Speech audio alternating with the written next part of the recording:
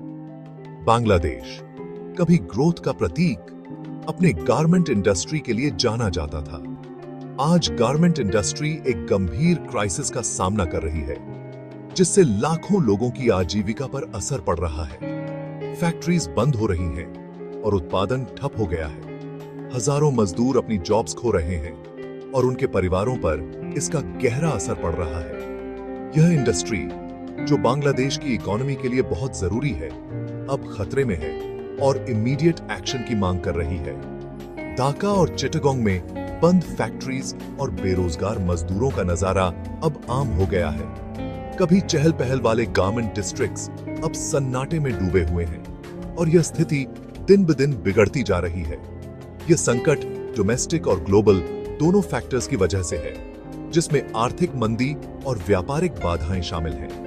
Bangladeshi government और international community का तुरंत ध्यान देना बहुत जरूरी है, ताकि इस संकट का समाधान निकाला जा सके। लाखों बांग्लादेशियों का फ्यूचर अधर में लटका हुआ है और उनके लिए एक स्थिर और सुरक्षित भविष्य सुनिश्चित करना आवश्यक है। इस संकट के मूल में इकोनॉमिक चैलेंजेस का संगम है। यह संकट कई स्तरों पर गहराता जा रहा है। बांग्लादेश को फॉरेन करेंसी की भारी कमी का सामना करना पड़ रहा है, जिससे इंपोर्ट डिपेंडेंट गारमेंट सेक्टर बुरी तरह प्रभावित हो रहा है। फैक्ट्रीज को रॉ मटेरियल्स और मशीनरी इंपोर्ट करने में दिक्कत हो रही है। उत्पादन की गति धीमी हो गई है। बैंकिंग क्राइसिस ने फाइनेंशियल सिस्टम को और हिला दिया है, जिससे फाइनेंसिंग मुश्किल हो गया है।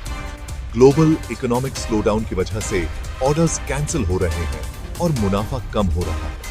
कभी फलता फूलता इंडस्ट्री अब एक अभूतपूर्व चुनौती का सामना कर रहा है। बांग्लादेश की गारमेंट इंडस्ट्री पर मुसीबतों का पहाड़ टूट पड़ा है।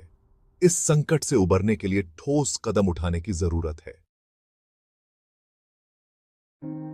गारमेंट इंडस्ट्री क्राइसिस एक मानवीय त्रासदी है।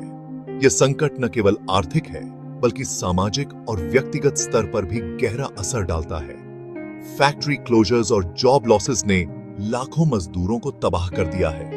इन बंद फैक्ट्रियों ने न केवल रोजगार छीना है, बल्कि लोगों की उम्मीदें भी तोड़ी हैं। लाखों मजदूरों को तबाह कर दिया है। ये लोग अब अपने परिवारों का पेट पालने के लिए संघर्ष कर रहे हैं। मुख्य रूप से महिला वर्कफोर्स इस उद्योग की रीढ़ रही है। ये महिलाएं अपने परिवारों के लिए एक महत्वपूर्ण सहारा रही हैं। अनगिनत परिवारों के लिए एक सहारा रही है। इनकम जाने से कई परिवारों की आर्थिक स्थिति और भी खराब हो गई है। कई लोग और भी गरीबी में धकेल दिए गए हैं। अब उनके पास बुनियादी जरूरतों को पूरा करने के लिए भी पैसे नहीं हैं। परिवारों को बेसिक नेसेसिटीज खरीदने में भी दिक्कत हो रही है। खाने पीने की चीजें खरीदना भी मुश्किल हो गया है। इस संकट ने गारमेंट इंडस्ट्री में काम करने की परिस्थितियों को उजागर किया है। काम के हालात पहले से ही खराब थे और अब और भी बिगड़ गए हैं। आर्थिक तंगी ने मजदूरों को शोषण के प्रति और अधिक संवेदनशील बना दिया है। कम वेतन और खराब काम के हालात ने उनकी मुश्किलें बढ़ा दी हैं। सरकार को मजदूरों के कल्याण और अधिकारों को प्राथमिकता देनी चाहिए। उन्हें नीतियों में सुधार कर इनकी मदद करनी चाहिए। इंडिया बांग्लादेश की गारमेंट इंडस्ट्री के लिए एक संभावित सहारे के रूप में उभरा है। बांग्लादेशी फैक्ट्रीज से बढ़ते गारमेंट ऑर्डर्स से प्रोडक्शन को फिर से शुरू किया जा सकता है। इंडियन रुपीस में द्विपक्षीय व्यापार करने से बांग्लादेश के फॉरेन करेंसी रिजर्व्स पर दबाव कम होगा। यह दोनों देशों के बिजनेसेस के बीच आसान लेन देन को बढ़ावा देगा। बांग्लादेश की अर्थव्यवस्था को स्थिर करने में इंडिया महत्वपूर्ण भूमिका निभा सकता है।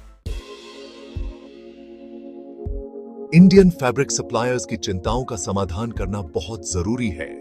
भरोसा बनाना और समय पर पेमेंट सुनिश्चित करना सबसे महत्वपूर्ण है। सरकारें जोखिमों को कम करने के लिए सुरक्षित भुगतान तंत्र स्थापित कर सकती हैं। खुला संवाद और पारदर्शिता एक टिकाऊ पार्टनरशिप को बढ़ावा देंगे। यह संकट इंडिया और बांग्लादेश के लिए एक मजबूत इकोनॉमिक पार्टनरशिप बनाने का अवसर प्रस्तुत करता है। कोलैबोरेशन को बढ़ावा देने के लिए गवर्नमेंट इंटरवेंशन बहुत जरूरी है। ऐसे पॉलिसी मेजर्स को प्राथमिकता देना जरूरी है जो क्रॉस बॉर्डर ट्रेड को बढ़ावा दें। सरकारी एजेंसियों और इंडस्ट्री बॉडीज को मिलाकर एक कोऑर्डिनेटेड अप्रोच की जरूरत है। यह संकट हमारी इंटरकनेक्टेड वर्ल्ड की याद दिलाता है। अभी एक्शन लेने का समय है। लाखों लोगों की आजीविका इस पर निर्भर करती है। उन लोगों की थे